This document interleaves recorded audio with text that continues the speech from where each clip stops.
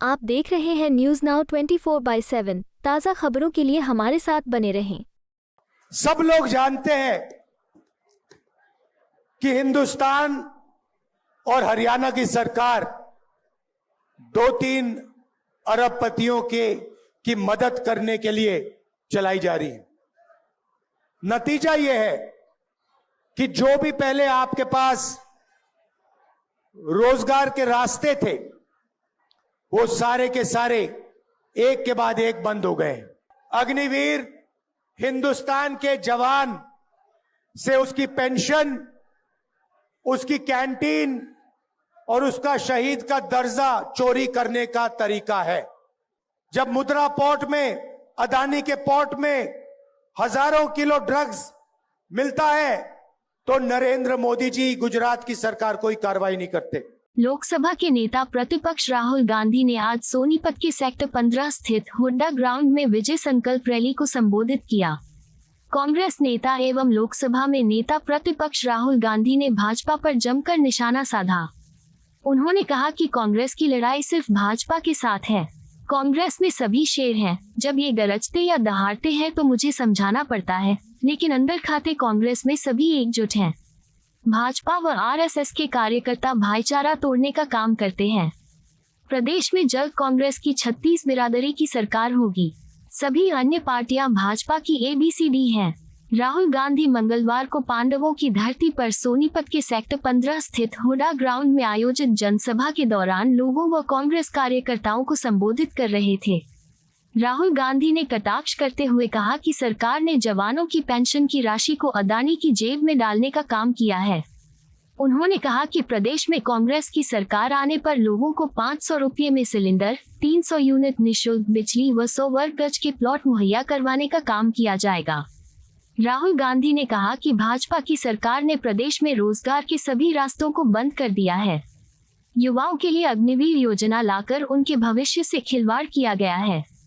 योजना के तहत लगे युवाओं के लिए न तो पेंशन व कैंटीन की कोई सुविधा है और न ही देश सेवा में शहीद होने वाले अग्निवीर जवानों को शहीद का दर्जा दिया जाता है। राहुल गांधी ने कहा कि भाजपा ने परिवार पहचान पत्र को परिवार परेशान पत्र बना दिया है। इससे हर वर्ग दुखी है। कांग्रेस की सरकार आने पर इसे खत्म किया जाएगा। कांग्रेस की लड़ाई सिर्फ संविधान बचाने की है। जनसभा के दौरान ऑल इंडिया किसान कांग्रेस के वर्किंग चेयरमैन बजरंग पुनिया, कांग्रेस प्रदेशाध्यक्ष उदय भान सिंह, सोनीपत सांसद सतपाल ब्रह्मचारी सहित कई वरिष्ठ नेता मौजूद रहे। अभी रास्ते में एक व्यक्ति ने मुझे रोका और कहता है, राहुल जी, मैं छोटा बिजनेस चलाता हूं, मुझे नरेंद्र मोदी जी ने और हरियाणा की सरकार ने बर्बाद कर दिया है। मैंने कहा कैसे और क्यों? कहता है, राहुल जी, नोटबंदी की, गलत GST लागू की, बैंक के दरवाजे मेरे लिए बंद हैं। फिर मैंने पूछा ये क्यों किया इन्होंने, और 1 सेकंड में जवाब आता है, राहुल जी, अदानी और अंबानी की मदद करने के लिए किया। सब लोग जानते हैं कि हिंदुस्तान और हरियाणा की सरकार 2-3 अरबपतियों की मदद करने के लिए चलाई जा रही है। नतीजा यह है कि जो भी पहले आपके पास रोजगार के रास्ते थे वो सारे के सारे एक के बाद एक बंद हो गए। पहले स्मॉल और मीडियम बिजनेसेस, छोटी इंडस्ट्री हरियाणा को रोजगार देती थी, वो बंद कर दी गई। आपके लोग सेना में जाते थे, देशभक्ति की आग उनके दिल में होती थी, वो जाते थे। वो रास्ता भी अग्निवीर योजना के माध्यम से बंद कर दिया है। भाई और बहनों, आप जानते हो अग्निवीर क्या है? आप जानते हो अग्निवीर क्या है? क्या है अग्निवीर? क्या है बताओ?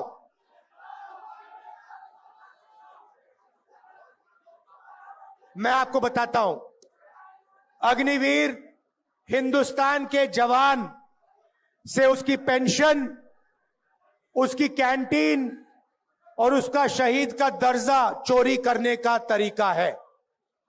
ये योजना इसीलिए बनाई गई है कि हमारे जवानों को पेंशन ना देनी पड़े, उनके परिवारों को कैंटीन ना देने पड़े, और जब वो शहीद हो तो उन्हें शहीद का दर्जा ना देना पड़े। पहले पब्लिक सेक्टर हुआ करता था, सरकारी फैक्ट्रियां हुआ करती थी, वो सारी की सारी बंद कर दी गई हैं, प्राइवेटाइज कर दी गई हैं। जहां भी आप देखो आपको अदानी अंबानी नाम दिखाई देगा। अग्निवीर योजना की जवानों से उनका पैसा छीना, मगर लक्ष्य अदानी डिफेंस को हिंदुस्तान का डिफेंस बजट पकड़ाने का था।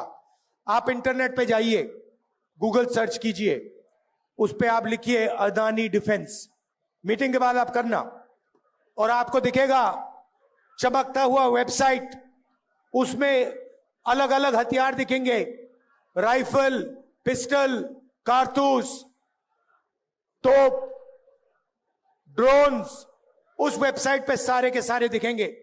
मगर सच्चाई यह है कि अदानी उनमें से एक भी चीज नहीं बनाता है।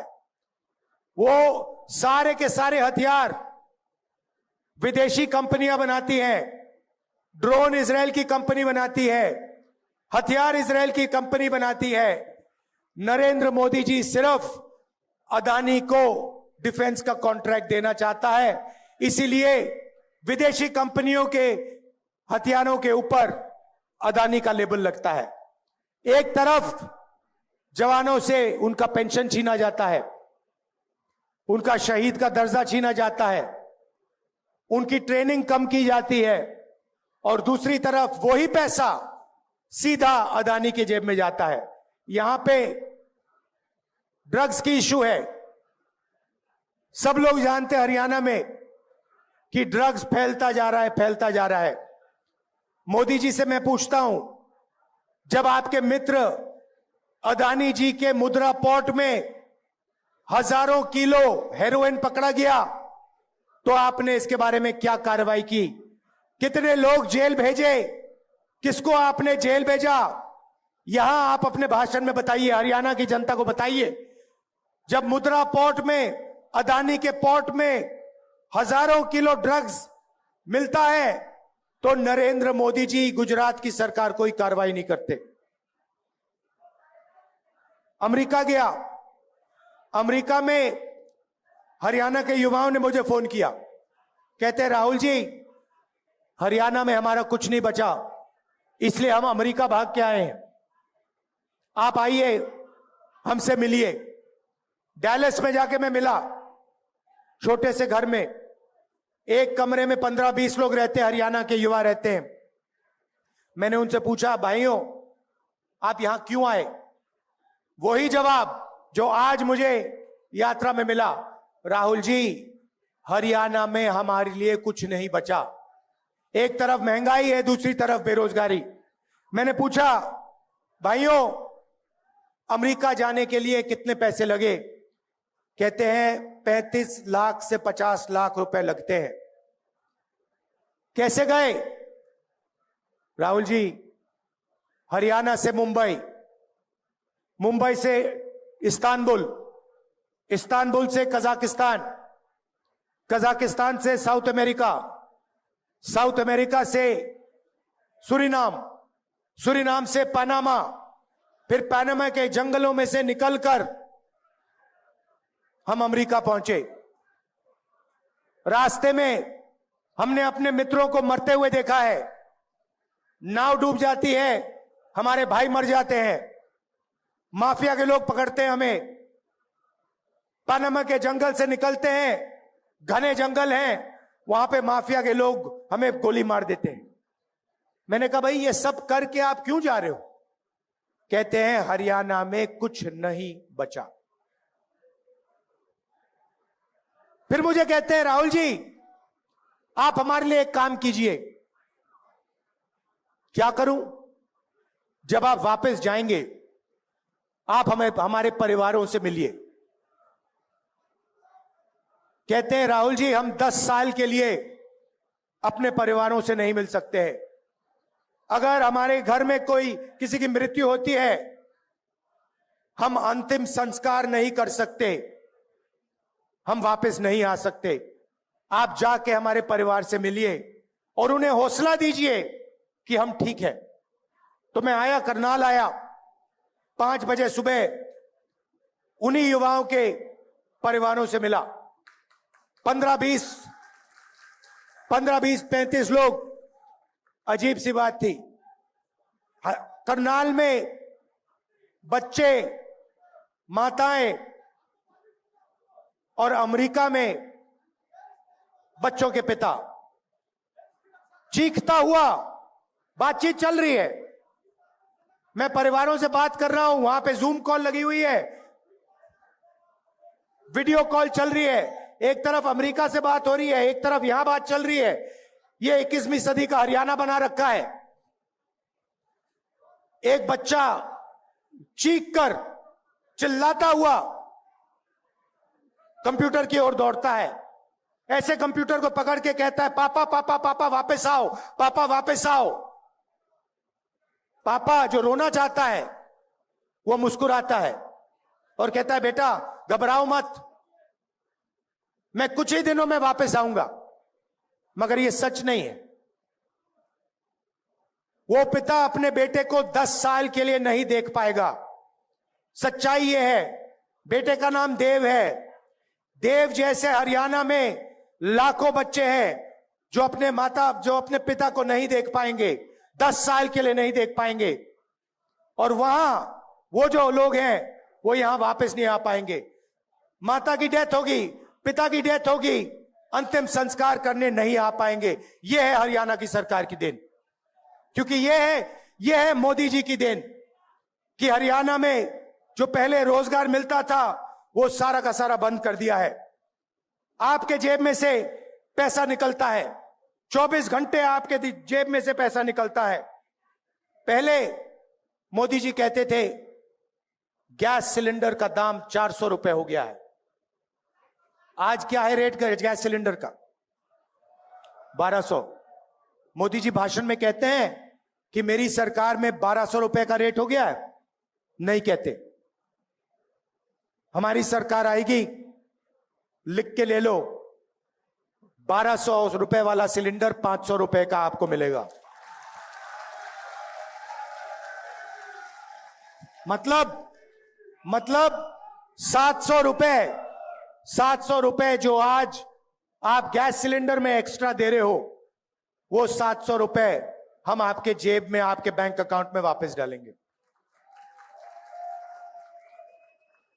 2000 रुपए हर महीना, 1 तारीख को हर महीना हरियाणा के महिलाओं के बैंक अकाउंट में मिलेगा।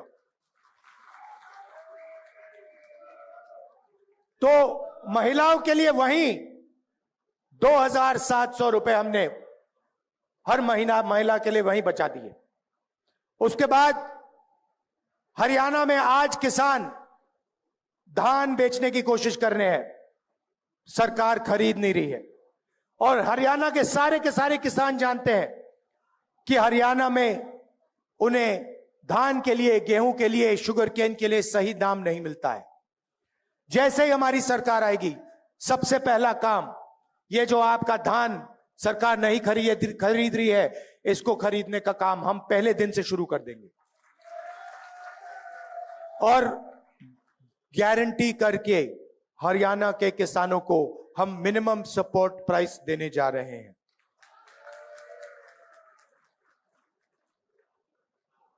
पहले आपको जेल से फिरौती के कॉल आते थे, आजकल आपको विदेश से फिरौती के कॉल आते हैं। आते नहीं आते? आते हैं। क्यों आते हैं? क्योंकि नरेंद्र मोदी जी ने, हरियाणा की सरकार ने बेरोजगारी का जाल फैला रखा है। इसीलिए हमने पता लगाया 2 लाख सरकारी रोजगार खाली पड़े हैं। हमारी सरकार आएगी तो 2 लाख सरकारी रोजगार आपके हवाले हम कर देंगे, हरियाणा के युवाओं को हम दे देंगे। और ये जो रोजगार हैं, 2 लाख रोजगार जो हैं, ये 36 बरादरी के लोगों को जाएंगे। ये किसी एक कम्युनिटी को नहीं जाएंगे, किसी एक वर्ग को नहीं जाएंगे। हरियाणा के 36 बरादरी के युवाओं को ये 2 लाख रोजगार न्याय के साथ, समानता के साथ बांटे जाएंगे। गरीबों के लिए 100 गज के प्लॉट और 3.5 लाख रुपए 2 बेडरूम के घर के लिए, और 300 यूनिट फ्री बिजली, और राजस्थान जैसा 25 लाख का बीमा, हेल्थ केयर का बीमा योजना आपको मिलेगा। देखिए, ये संविधान है, इसको अच्छी तरह देखिए। जो भी हिंदुस्तान के गरीब लोगों को मिला है, दलितों को, किसानों को, पिछड़ों को, जो भी मिला है आज तक, वो इसके कारण मिला है। अगर राजनेता, हमारे जैसे लोग आपके लिए काम कर सकते हैं, तो उसका कारण यह है। और बीजेपी 24 घंटा इस पर आक्रमण करती है। आपको बताते नहीं है, मगर जब आरएसएस के लोग हिंदुस्तान की संस्थाओं में अपने लोग डालते हैं, अपने लोग भरते हैं, और पिछड़ों को, दलितों को, आदिवासियों को, गरीबों को जगह नहीं देते हैं, तो वो संविधान पर आक्रमण कर रहे हैं। जब नरेंद्र मोदी जी अदानी की मदद करते हैं, अंबानी जैसे लोगों की मदद करते हैं, और हिंदुस्तान का जो रोजगार का सिस्टम है उसको नष्ट करते हैं, तो वो संविधान पर आक्रमण कर रहे हैं। लड़ाई इसी बात की है।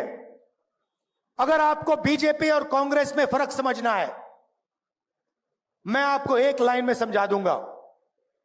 वो इसको खत्म करते हैं, हम इसकी रक्षा करते हैं। आप देखिए, संविधान में लिखा है, संविधान में लिखा है कि हिंदुस्तान के सब नागरिक एक जैसे हैं, समान हैं, सबको एक वोट मिलना चाहिए। उसका मतलब है कि अगर आप इकोनॉमिक पॉलिसी बनाओ तो देश की जनता के लिए पॉलिसी बनाओ। जब नरेंद्र मोदी 16 लाख करोड़ रुपए अरबपतियों, 25 अरबपतियों के माफ करते हैं, और किसानों का कर्जा माफ नहीं करते हैं, स्टूडेंट्स का कर्जा माफ नहीं करते हैं, माताओं बहनों का कर्जा माफ नहीं करते हैं, तो वो इस संविधान पर आक्रमण कर रहे हैं। सीधी सी बात है। जब नरेंद्र मोदी अदानी जी को मदद करने के लिए 3 काले कानून लाते हैं, किसानों की जिंदगी खत्म करने के लिए कानून लाते हैं, तो वो संविधान पर आक्रमण कर रहे हैं। जब नरेंद्र मोदी जी का चेहरा आपको 24 घंटा टीवी पे दिखता है, अदानी अंबानी की मीडिया जब 24 घंटा उनका चेहरा आपको दिखाते हैं, तो आपको पता लग जाना चाहिए कि इस संविधान पर आक्रमण हो रहा है। आपने कभी मीडिया में किसान का चेहरा देखा है, मजदूर का चेहरा देखा है, गरीब कारीगर का चेहरा देखा है? ना। क्यों नहीं? क्या इस देश में सिर्फ अरबपति और नरेंद्र मोदी हैं? मीडिया में आपने किसी गरीब व्यक्ति की शादी होते हुए देखी है? देखी कभी? अंबानी की शादी देखी आपने? आपको मालूम है कि अंबानी जी ने अपनी शादी में हजारों करोड़ रुपए खर्च किए। यह किसका पैसा है? यह किसका पैसा है? आपका पैसा है। आपको शादी करवाने के लिए बैंक अकाउंट में पैसा नहीं है, बैंक लोन लेकर आप अपने बच्चों की शादी कराते हो। और नरेंद्र मोदी जी ने पूरा का पूरा ढांचा ऐसा बना रखा है कि 25 लोग हिंदुस्तान में हजारों करोड़ रुपए की शादी कर सकते हैं, मगर किसान कर्जे में डूबकर ही शादी कर सकता है। अगर यह संविधान पर आक्रमण नहीं है तो फिर क्या है संविधान पर आक्रमण? तो यह हम बदलना चाहते हैं। मैंने तो अपना मन बना लिया है, हरियाणा की सरकार भी यह करेगी। देखिए, कल भाषण में हुड्डा जी ने भाषण दिया, प्रियंका ने भाषण दिया, उदयभान जी ने भाषण दिया, कहा कि देखिए सब लोगों का सम्मान होना चाहिए, रिस्पेक्ट होनी चाहिए।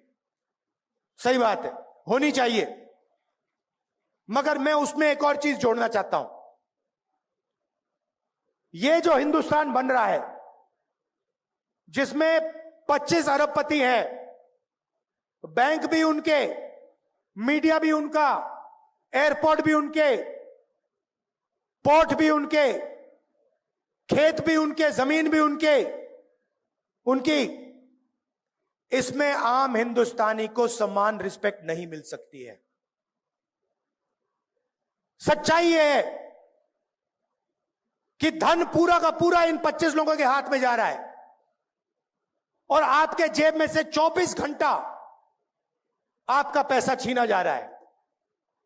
पेट्रोल के दाम बढ़ते हैं, डीजल के दाम बढ़ते हैं, प्याज के दाम बढ़ते हैं। जितनी जीएसटी मुकेश अंबानी देते हैं उतनी ही जीएसटी हिंदुस्तान का सबसे गरीब किसान देता है। अगर वो 1500 रुपए की शर्ट खरीदे और अगर हिंदुस्तान का गरीब से गरीब व्यक्ति वही शर्ट खरीदे, पैसे बचाकर अपने बेटे के शादी के लिए वही शर्ट खरीदे, तो जितनी जीएसटी मुकेश अंबानी ने दी उतनी ही जीएसटी वो किसान देगा। जब आप मिठाई की दुकान में जाते हो, मिठाई खरीदते हो, जितनी जीएसटी आप देते हो उतनी ही जीएसटी मुकेश अंबानी, गौतम अदानी देते हैं। तो मैंने मन बना लिया है, मैं नोट कर रहा हूं, जितना पैसा नरेंद्र मोदी अदानी और अंबानी को देगा उतना ही पैसा हम हिंदुस्तान के गरीब किसानों को, मजदूरों को, माताओं बहनों को देंगे।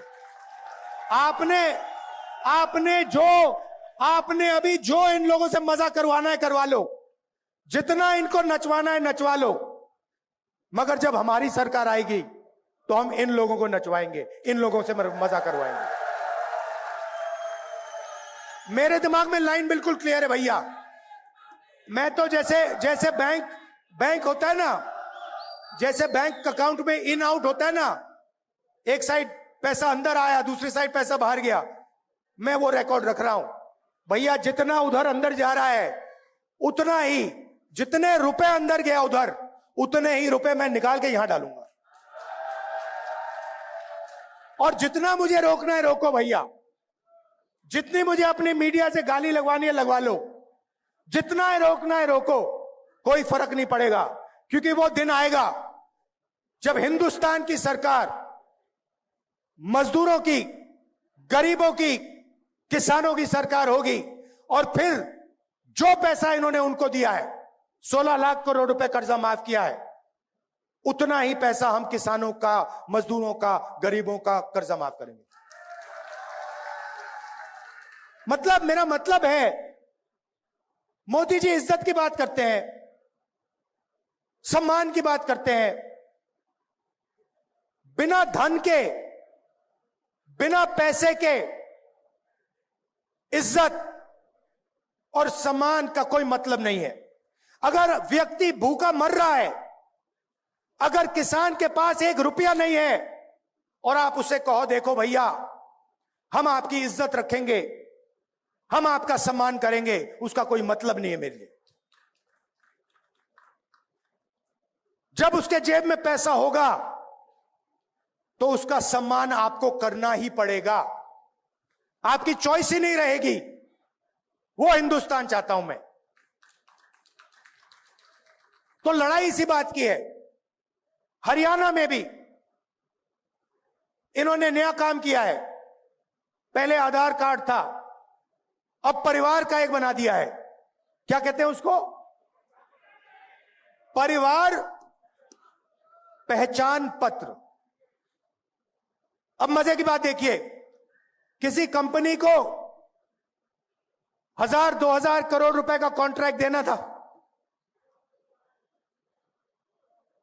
कहा भैया नया काम करते हैं, चलो परिवार परेशान पत्र बनाते हैं, चलो हरियाणा के परिवारों को परेशान करते हैं। कभी आपकी उसमें आमदनी बढ़ जाएगी, कभी कम हो जाएगी, कभी आपको सरकारी प्रोग्राम से परे कर दिया जाएगा, रोजगार नहीं दिया जाएगा और कहेंगे भैया देखो आपके परिवार परेशान पत्र में आपकी आमदनी ये है। सच्चाई कुछ और है। कॉन्ट्रैक्ट देने के लिए पूरा का पूरा तमाशा कर दिया है, सबको तंग कर दिया है। ये जो इनका परिवार परेशान पत्र है, सरकार आएगी हमारी, इसको खत्म कर देंगे। तो ये मैं आपसे कहना चाहता था, देखिए लड़ाई इसकी है, बड़ी लड़ाई इसकी है। और हम इसको, ये अंबेडकर जी का संविधान है, गांधी जी का संविधान है, इसकी कांग्रेस पार्टी रक्षा करेगी। जान देकर हम इसकी रक्षा करेंगे। यही लड़ाई है। 3 चीजें मैं आपको अंत में कहना चाहता हूं। पहली बात, जो आपको धान का पैसा नहीं मिल रहा है, सरकार आने ही हम आपको वो पैसा देंगे। दूसरी बात, ये जो सरकार बनेगी ये सबकी बनेगी। आपको रोजगार मिलेगा, सरकारी 2 लाख रोजगार मिलेंगे तो 36 बरादरियों को मिलेंगे।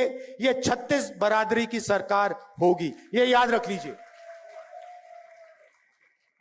और आखिरी बात, ये जो छोटी छोटी पार्टियां घूम रही हैं, ये बीजेपी की बी टीम, सी टीम, डी टीम, ई टीम, मतलब लाइन लगी हुई है। ये लड़ाई बीजेपी और कांग्रेस के बीच में है। ये लड़ाई संविधान बचाने और संविधान को खत्म करने की लोगों के बीच में लड़ाई। कहना नहीं चाहिए, मगर यहां पे कांग्रेस का तूफान आ रहा है। और हमारे जो कांग्रेस के कार्यकर्ता हैं, टाइगर, जो हरियाणा में मतलब घूम रहे हैं, बब्बर शेर। अच्छा, जंगल में आपको कभी आप जाओ रणथंभौर या जंगल में जाओ तो आपको एक शेर दिखेगा, एक शेर दिखेगा।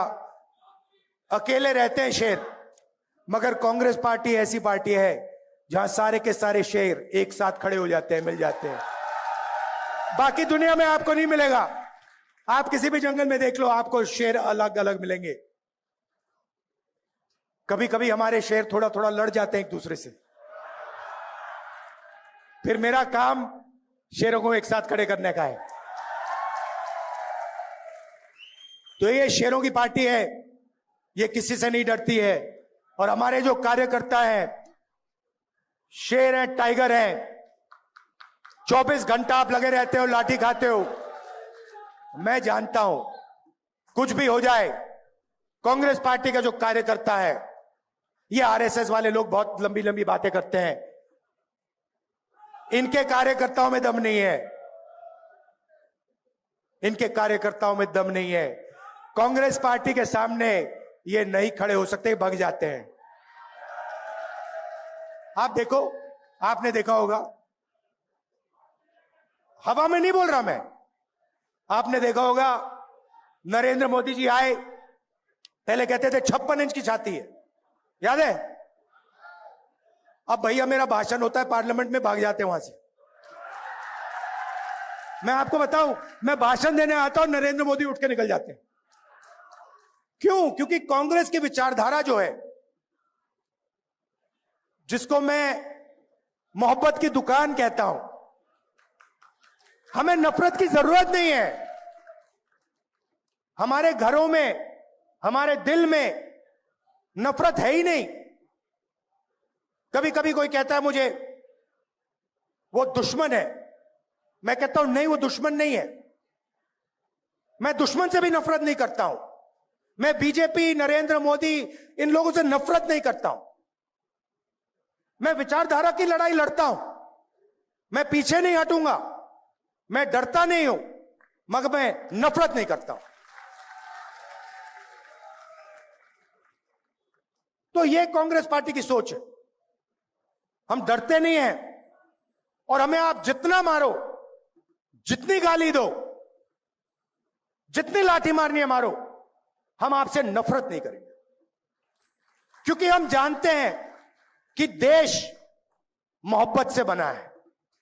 यह देश नफरत से नहीं बना है। इस देश को नफरत से कभी कभी नहीं बनाया जा सकता है, और कभी आगे नहीं ले जाया जा सकता है। अगर हरियाणा में बेरोजगारी आई है, पहले नंबर पे आप पहुंचे हो, क्राइम रेट पहले नंबर पे पहुंचा है, तो ये नफरत के कारण पहुंचा है। ये जो इन्होंने नफरत फैलाई है, इसके कारण हुआ है। जिस दिन यहां पे मोहब्बत की सरकार आएगी, मैं आपको गारंटी देके कह रहा हूं, अमेरिका में आपको जाना नहीं पड़ेगा। यहीं आपको रोजगार मिलेगा, यहीं खुशहाली होगी, यहीं किसानों को सही दाम मिलेगा। कोई मुश्किल काम नहीं है। नफरत को मोहब्बत ही मिटा सकती है, और कुछ नहीं मिटा सकता। आपने मुझसे नफरत की, मैंने आपसे नफरत की, आपकी नफरत नहीं मिट सकती। कितनी भी नफरत डालूं मैं, नहीं मिट सकती। आपने मुझसे नफरत की, मैंने थोड़ी सी मोहब्बत आपको दिखा दी, नफरत कट जाएगी। यह हमारा काम है। और मैं कह रहा हूं, मगर यह आप सबके दिल में है, मैं पहचान जाता हूं। आजकल क्या होता है, देखो मैं बताता हूं आपको। कहीं मैं सड़क पे जाता हूं, मुझे दो तरीके के लोग दिखते हैं। एक ऐसे मुस्कुराता है, खुश रहता है, चेहरे पे मुस्कान होती है, मैं कहता हूं कांग्रेसी। और एक मुझे ऐसे दिखता है, मैं कहता हूं आरएसएस। ये छुपनी बातें, ये कभी कभी आ जाते हैं पार्टी में, बेस बदल के आ जाते हैं। मैं बस देखता हूं इनको, आरएसएस। अच्छा, डर के मारे हमारे भी लोग उधर भाग गए। अब बड़ा कंफ्यूजन है। वहां पे वो मुस्कुरा नहीं सकते, वहां पे उनको सीरियस बैठना पड़ता है मोदी जी के सामने। तो कंफ्यूजन हो गया बहुत। तो आप लोग कौन हो? आप लोग वो हो जो डरे नहीं। ये जो यहां पे बैठे हुए हैं, ये देखो, सारे के सारे मुस्कुरा रहे हैं। देखो, अमित शाह की स्पीच देखना, मोदी जी की स्पीच देखना, वो सब ऐसे बैठे रहते हैं कि कुछ गलती से कह ना दे, पता नहीं क्या हो जाएगा। यहां पे हमें लगता है ठीक है भैया, 2-3 बार चिल्ला भी लिए, कोई प्रॉब्लम नहीं है, संभाल लेंगे हम। तो ये पार्टी मोहब्बत की पार्टी है, और आप लोग मोहब्बत वाले बब्बर शेर हो। धन्यवाद, नमस्कार, जय हिंद। आपको यह वीडियो पसंद आया हो तो इसे लाइक करें, हमारे चैनल को सब्सक्राइब करें।